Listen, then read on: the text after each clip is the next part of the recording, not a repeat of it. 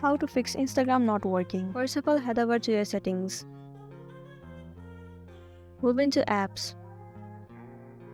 Head over to your application Instagram. Tap on stories and cache. Right here you need to clear the cache and stories of the application Instagram. So tap on clear cache. Also tap on clear stories. And then tap on OK. While clearing the cache and storage will remove all the unwanted bugs from the application. And then it will make your application run smoothly.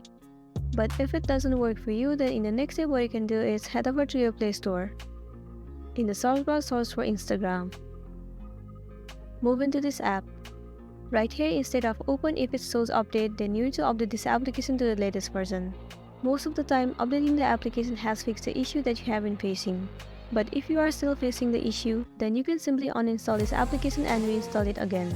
Well, after reinstalling the application, your issue will be fixed and you'll be good to go. So this is it for today, and this was a tutorial video on how to fix Instagram not working.